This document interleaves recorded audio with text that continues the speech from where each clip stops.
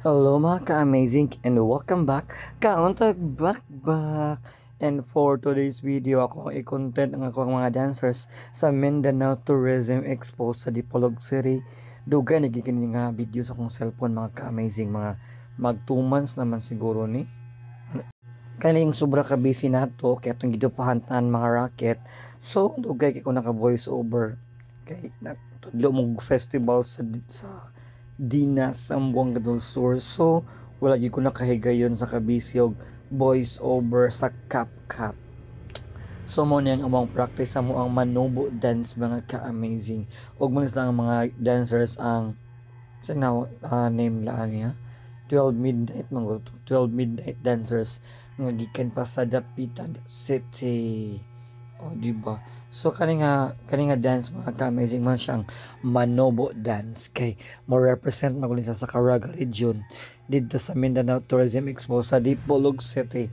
So grabe gini ka rasyo kapaspas ang tanan, pero kani mga bata grabe ni kapas learner. Mosugot is nag-ugma manayaw laban dayon.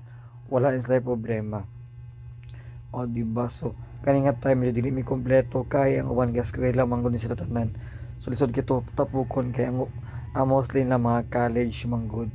Pero mo apas basta sa panahon nga bakante gyud nila. So, nami kani karon ko practice sa Bagting nga covered court din ni sa Dapitan City. So kani kay buntag man ni hapit na gid ang among presentation ani. Dalian gid ang tanan para lang gid ma-memorize og maapas lang sa saktong oras ang sayaw kay medyo nakuyaw-kuyawan jud ako ani kay kanang paspas jud kay bitaw ang adlaw nya nabisi bi ko rin nagtundo pug ko sa Dinas. So may gani mga bata kay may kimanayaw gyud as in dali lagi na ma-memorize ang mga steps og ang choreography kay anad na mo silang sinayaway. Halos pod ni sila kada adlaw nag-practice ang midnight sining grupo nalimot yung silang grupo ani gid asin.